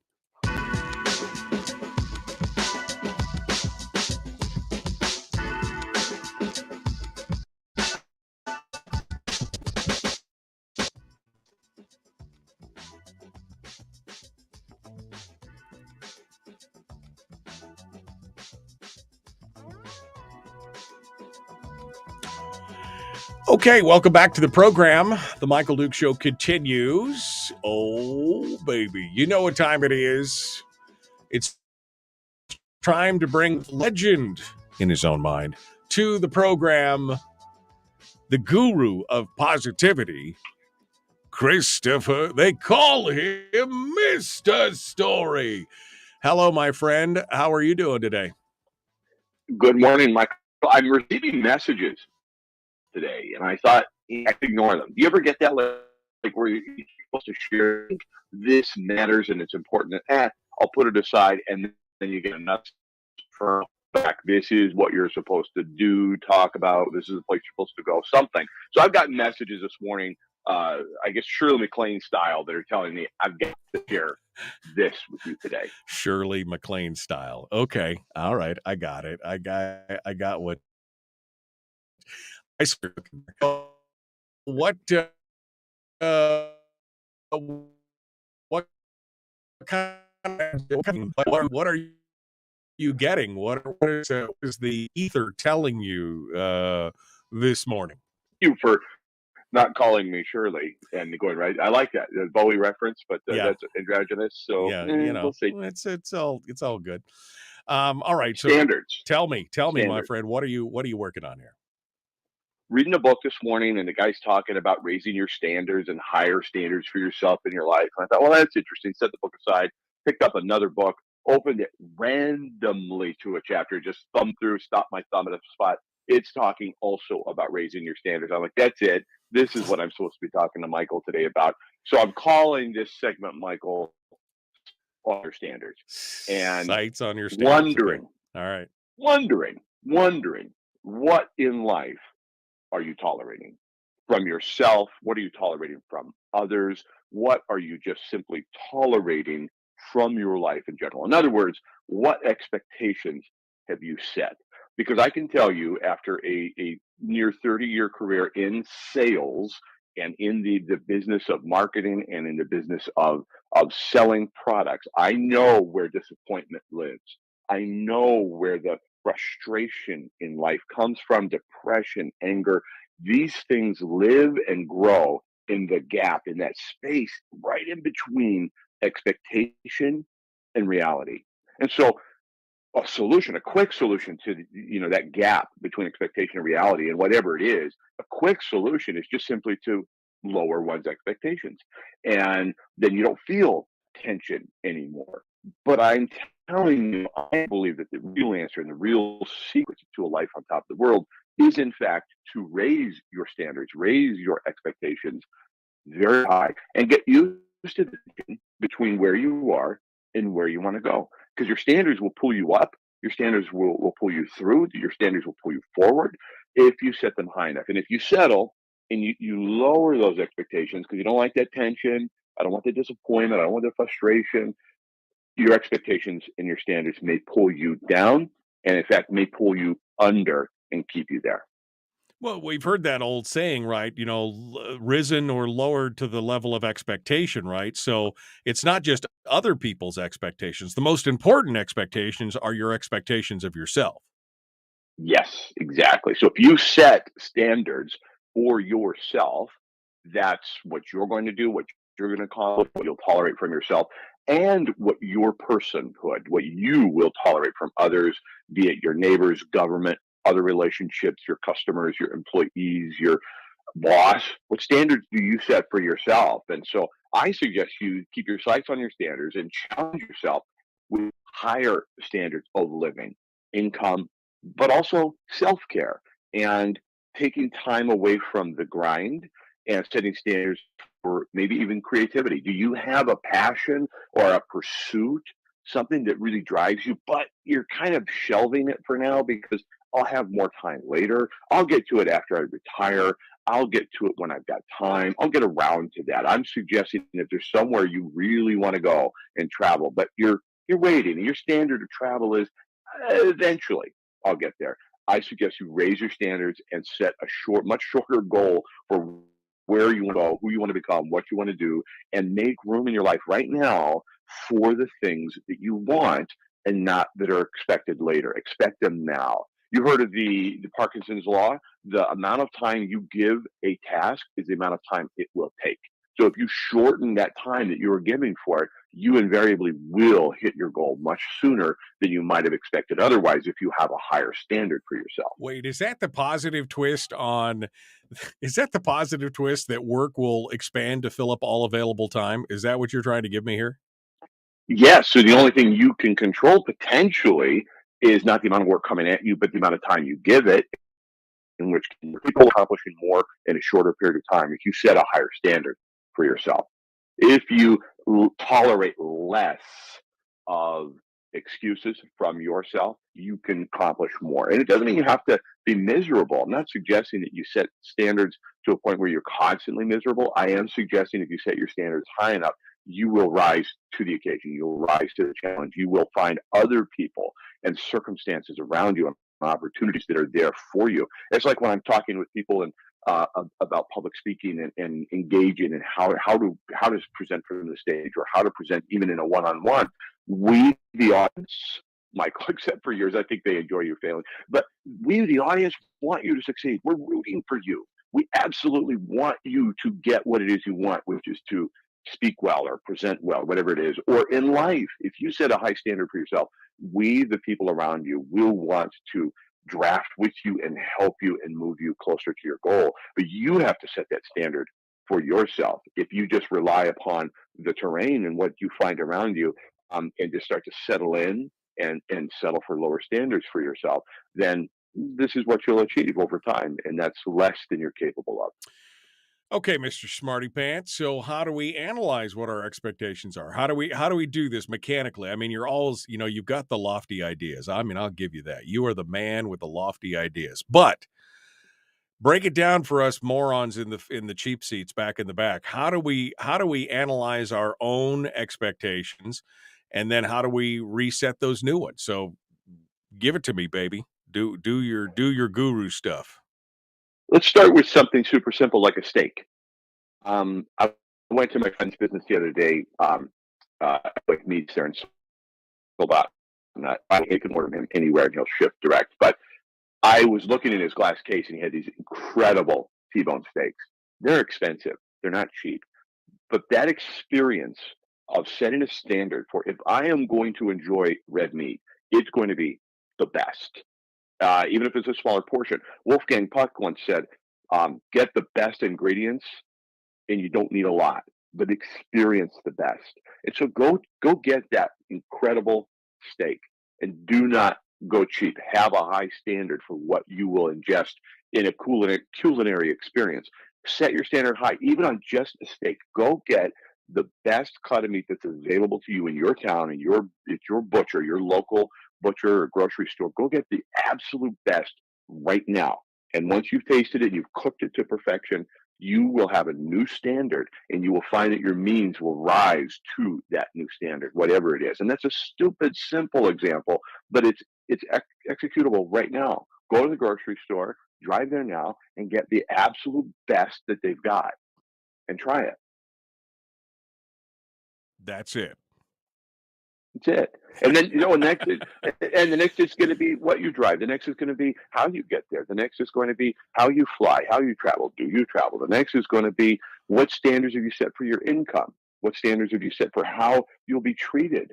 Right. I love journaling. You know that. I recommend journaling all the time. Right. Start making a list of things that you're settling for and just acknowledge that. Say, what have I been settling for? Well, what is my standard of living? And I guess before you run off to the grocery store and buy a $50 steak, I guess my question would be, I mean, if I'm at work and I am seeing, I'm settling for the position that I'm in or the way that people treat me or some of those other things. I mean, I guess that's more the application of, does it become then a self-talk thing of I don't have to be treated that way and I expect respect? Should I be demanding a little more respect from coworkers or managers or bosses or something like that? Is that, should it be a conversation or should this all be an internal dialogue? It's part and parcel, because once you've had the internal, this is about working on you. You're not going to go in today and change your boss, but you can go in today and change how you behave and what you tolerate and how you perform. It's one of those things, like I met a guy one time about 30 years ago, and he gave me the most excellent advice ever. And the story of how a gal went to see an attorney, said, hey, I want to divorce my husband. Okay, first go treat him like a king for 2 weeks, then let's drop the hammer on him. And about a month later, he sees her in the store and says, what happened? I thought you were going to come back. She goes, it's never been better. Once you start treating, maybe you're withholding from the boss. Maybe you go in with an attitude. Maybe you don't even realize it, but there's a sliver under the skin that you resent him or her. You resent having to go to work, and suddenly you start to realize your standards are getting higher. You might even show up differently such that you get treated differently. And if you don't, then you get to change your circumstances. You get to change your setting. You get to determine when and where you'll go. I suggest every single person, employed or otherwise, become your own CEO of YOU. Become your own boss right where you are. Even if you're the third, fifth in command, maybe you're down at the bottom rung. You are your own boss, and you determine how you get to be treated.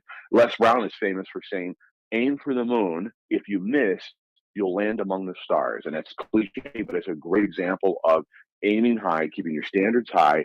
And so what if you miss the goal? Get used to that tension between your expectations and reality, and your standards will pull you up. I mean, I guess that's kind of what I was looking for, because, I know there's been plenty of times when people have gone to work, and even myself have gone to work kind of I'm just coasting, right? I'm just filling a position. I'm just filling a place. I'm collecting a paycheck. I'm not really engaged in it. But if I treat it as if what I do matters, if I treat it as if I am the owner, or that, I'm going the extra mile, then that is seen. That's been the truth in every job that I've ever held, except for the one job that I got fired from. I got fired from one job, and it was more because I was just, again, I was not treating it like it was mine. It wasn't I didn't have my own expectations high. I was like, I'm here to collect a paycheck and leave. And so you've got to analyze that stuff and look at it, and people will treat you different. If your expectations are not just for yourself, but for those around you are higher, and you expect people to do the things that you're doing and going the extra mile and doing all that, it will rally, not everybody, but those that are tuned into your frequency, so to speak, they'll see it and they'll move on. There are people within, I agree 100%. There are people within the circle of your proximity that are just there. You don't really get to choose who's going to be there, but you get to choose if they're on your inner circle or if they're just in the circle by proximity. So you get to determine who's going to have influence over you, and you might just determine that you're actually the one influencing them and either raising them with you or leaving them in the dust, and that's up to you. Yeah. My dad fired me in 1987, I guess, 1986, 87. They owned a car wash, and my dad had, several other companies and jobs he was doing. And he came by one day to pick me up after school. I was in seventh grade. And I said on the way home from school, I said, Dad, I think I'd like to take some time off from work and really focus on my studies. Because I worked after school. I'd walk there after school, work there till 6. He'd pick me up, and I worked there every Saturday and some Sundays. And I said, I really would like to study and focus on my schoolwork. And he said, you don't come in tomorrow. You're done. This is it. You're done. I was like, no, I just want to take some time off. And he said, no, you're done. That's it. He knew I had no intention of studying. He knew that I was going to sit on my butt and play Atari. And that's exactly what I did for about 3 days. And then I watched a couple of Star Trek reruns. And then I came back to him after he got home from work about 3 or 4 days later. I said, Dad, can I get my job back? And he said, okay, but we're going to have a talk. And he made me raise my own standards for showing up and in committing to something. And so ever since that day, I've committed to anything I do with the integrity that I'll demand of myself. And it shows up around you in the people that are attracted to you. I agree. Chris Story, not only is he a positivity genius, he is a radio host, he's a realtor, and he's an author. Written a bunch of good books, including The Backyard Millionaire, which is available on audible.com right now, read by yours truly. And, of course, the Making of Man series. He's got his latest one, which is in the editor phases. And I'm currently working on, yes, I am working on it, his book, Born to Live, which is another good self-help book, which you should probably pick up. And then later on, you could pick up the audio version of that as well. Anything you wish to share with me, Chris, here before I let you go? Next week, it's going to be all Christmas, all memories, all things. It's going to be, you still can do the positivity segment, but I'm going to take you for 2 segments, and then we're going to do Christmas memories and stuff like that, right? Awesome. Okay. So I love it. That sounds, all right. That sounds great. Anything else here in the last 60 seconds before I let you go? Give folks the final word. I get you the final word out the door. You said something that sort of an example, or what's a prescriptive way of applying this sights on your standards. And I think you actually said it in the beginning where you said You take the last part of the year off every year, and you just set that standard for yourself. And guess what? Everybody in your circle complies to station managers and owners and your audience.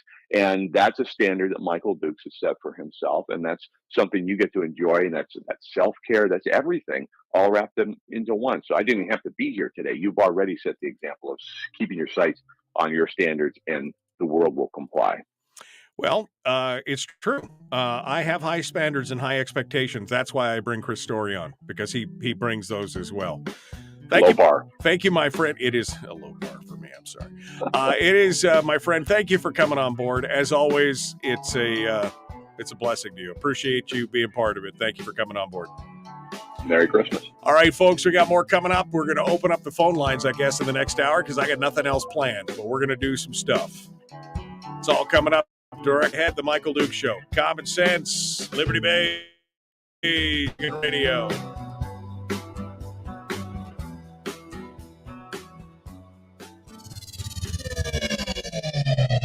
Your mental suppository. The Michael Dukes Show.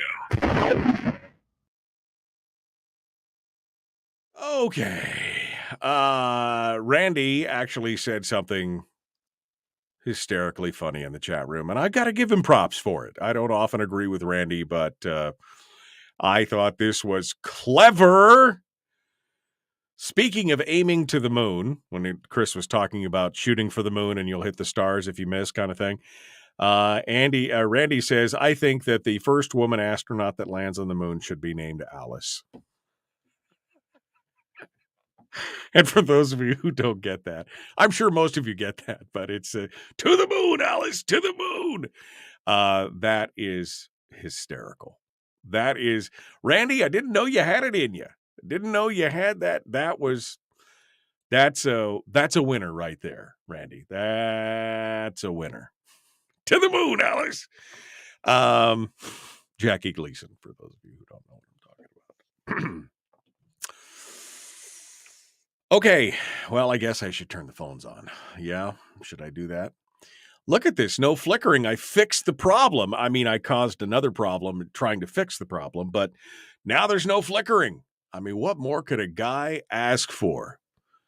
Why is this not working? Okay, don't find something new to fix. That's all I'm saying. All right, we're going to launch the phone systems here, and hopefully we don't break anything. And one more button. Okay. Thanks for calling. All right. The phone lines are now up and working. Okay. We got it. Phone lines are working. I got to make sure that I'm into the dashboard so that I can control the phone calls. And we'll see what you guys have to say. Right? How about that? We'll see what you guys have to say this morning. Anything that you want to talk about. We'll just open those phone lines up and see what you have to say. 907-433-3150. 907-433-3150 is the phone number, and we would love to do it. I guess we'll do this. We'll take that away. We'll put this over here. Look at that. Boink. Brought to you by friends at Satellite West. SatelliteWest.com. Okay. And we're ready. We're ready for all the plethora of phone calls that we are expecting this morning. So that'll be great. Let me go back over here. Looks like we've got a bunch of submission. Wow. Let me go back down here. There we go. So I said, Ricky and Tony and Tawny and Mike and Connie and Evelyn and Joe, these folks that have all signed up this morning for the bivvy stick. I got a bunch of folks who have signed up today for the bivvy stick. So thank you for doing that. And I appreciate it. You get a big chance to win coming this Thursday. It'll be fun stuff. Okay, back to the chat room. Is the phone number on the screen? Yes, the phone number is on the screen. It is right here. Hands over my head, right here, right there. Can you see it? 907-433-3150. 907-433-3150. Harold says, so is 650 KENI going to be carrying the Michael Duke Show? I don't know. I'd be lying if I didn't say that I had sent emails to the general manager and asked him to consider it. I'd be lying if I said I didn't do that. Because, I mean, hey, there's an opportunity in all things, right? So we'll see. It'd be nice to return to the airwaves in Anchorage. I was number one in talk radio in Anchorage in 2016 and 2017 before I left my previous station there. Before I had a falling out with the ownership at the station there.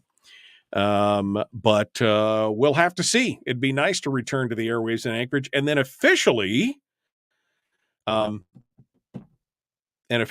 it would be statewide. It'd be really statewide then, right? Instead of just on radios and the internet.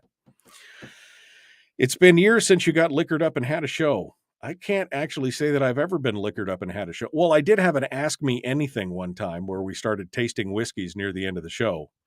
I don't know if I was liquored up, but I was feeling it. It was good. But can we expect a New Year's show with a nice bottle of port?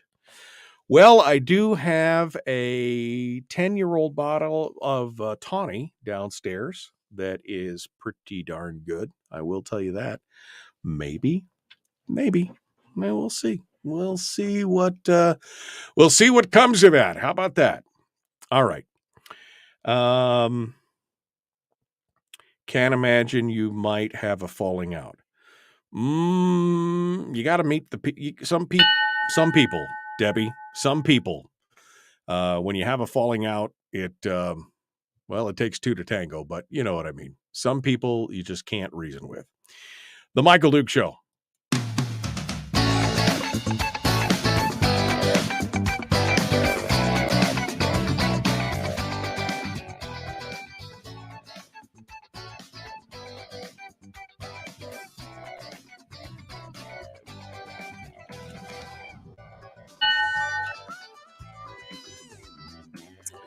Okay.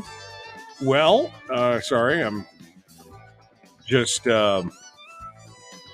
cleaning up some stuff here in the chat room. Welcome to the program. Thanks for coming in and joining us. Another beautiful day in paradise here as we get ready to wrap up for today. One final segment, and I've opened up the phone lines at 907-433-3150. 907-433-3150. We'd love to hear from you. I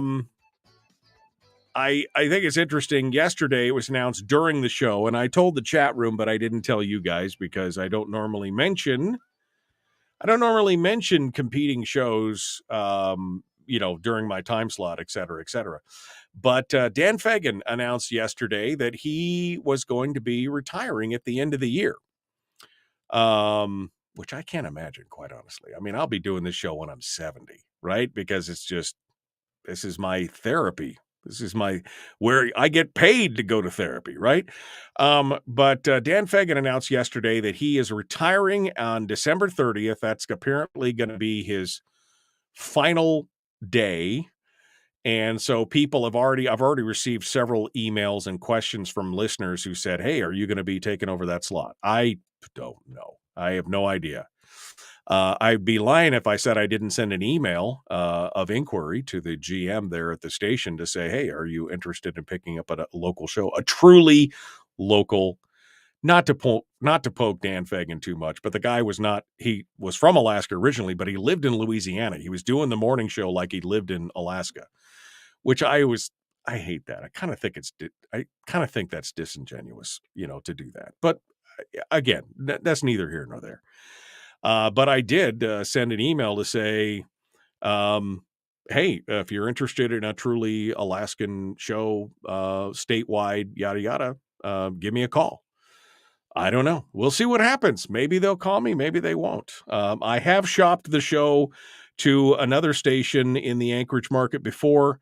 Unfortunately, there's really only 3 players in the Anchorage market for AM radio or talk radio, I guess I should say. And I already worked at one and never going back there. So there's really only 2 choices. So we'll see. I'm happy to be on the stations that I'm on right now. All the stations of Peninsula Broadcasting down there on the peninsula, and of course Last Frontier and KFAR up in the interior. I'm happy to be on those stations. If I got into if I got into the Anchorage market, although I will say it's kind of interesting. I don't know why I'm telling you all this, but I'm going to tell you it anyway. I have one line on hold, and I'm going to get to you here in just a second, caller. But I was looking through the metrics the other day of the podcast, and I mentioned that to you, that there's over 335,000 downloads of the podcast in the last 12 months. Well, 97,000 of those downloads were in Anchorage. So somebody's listening. Somebody's listening in Anchorage. And, of course, the Matsu has got another tens of thousands. So it's interesting. It's interesting to see how that all works. But there is obviously a need in the South Central area for more Alaskan conversation. And maybe we can provide that. I don't know. We'll have to see. We'll have to see how it goes. It'll be interesting. All right, let's go over to the phones. Let's see what you guys have to say. Coming up tomorrow on the program, by the way, Mike Shower, and maybe somebody else, but Mike Shower for sure. Let's go to the phones. Good morning. Who's this? Where are you calling from? Good morning, Michael. This is Adam Hikes calling from Homer. Good morning. How are you? I'm doing so well this morning. I've been listening to your show for a couple of days, and I hear you're going to cut with the politics for a couple of days. And yes. I wanted to finally call in and say what's been on my heart for a few days. Sure.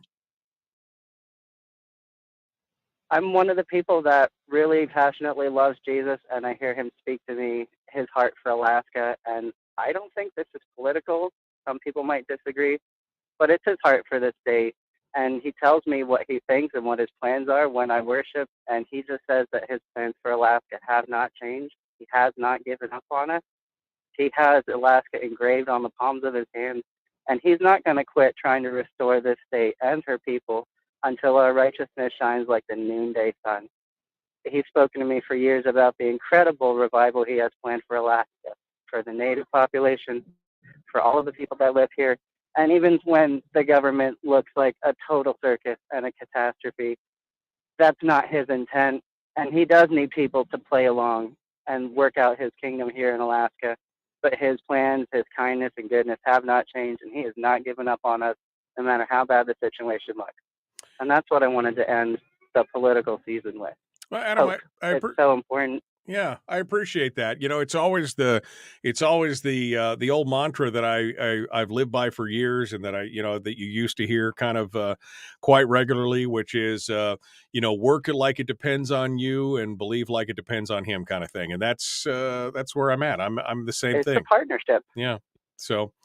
Absolutely. Well, Adam, thank you for listening, and thank you for coming on board. Yep. And Absolutely, Mike. Starting on Monday, it's going to be just nothing, no politics for the remainder of the week, for the next 3 days. So that'll be nice. I know. I'm totally looking forward to it. All right. Well, Adam, thank you for listening. We appreciate it. And thank you for being part of the show today.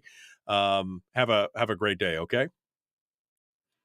Merry Christmas, Mike. Merry Christmas to you, my friend, and thank you for coming on board. All right, that leaves all the lines open. If you would like to sound off, I got time for maybe one more call here in the tail end of the show, and I would love to hear from you at 907-433-3150. Otherwise, tomorrow, Mike Shower is going to be joining us. I'm currently working on a guest for Thursday. And we'll see what we can come up with on Thursday. Hopefully we can have something interesting and fun on Thursday. That's the plan. That's the discussion. So come on out. Don't forget to get signed up for the 5 days of Christmas. And I know I've been hammering on this, but remember, we've only got so many days before we start giving them away. In fact, we're starting the day after tomorrow, and then you can still sign up while we're giving them away.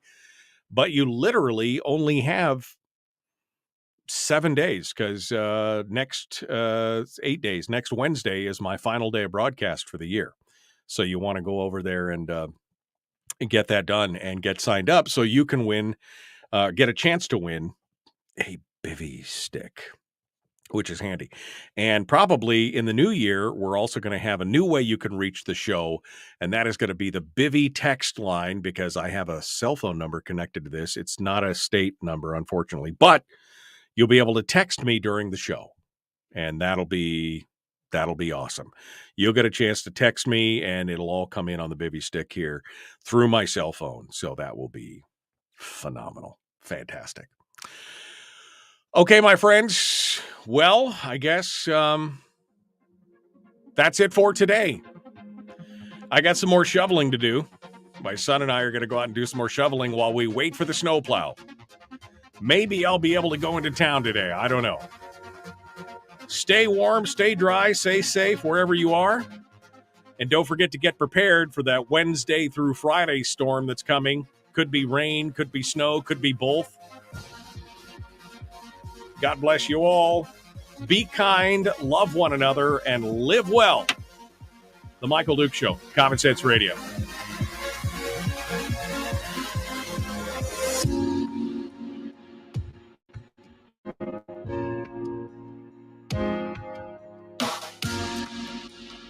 Okay. I appreciate you guys coming on board. Snow machine is a good thing to have right now. Yeah, but I don't want to ride a snow machine all the way into Anchorage, right? Oh, now Harold is judging my shape. You're not in shape to be out there shoveling. Well, thanks, Harold. How do you know? I do lots of physical things. I mean, round is a shape, Harold. That's what I'm saying. Round is a shape. I'm not as round as I used to be.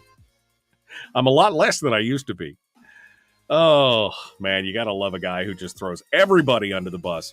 All right, my friends, thanks for coming on board. Love all ya. We'll see you tomorrow. Get signed up for the Pivot Tail. Don't forget to check out the Common Sense Core if you haven't done that. That's good stuff as well. Yeah? Yeah. All right. Thanks for coming in. We will see you guys tomorrow. Have a great day.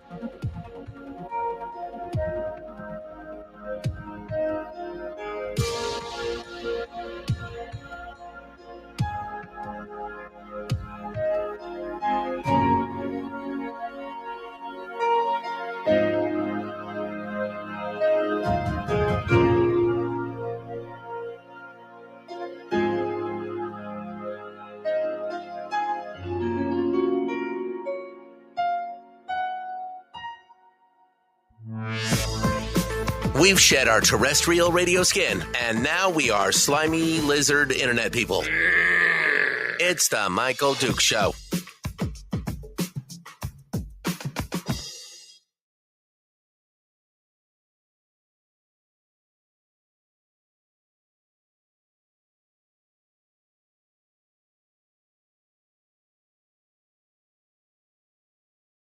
Welcome.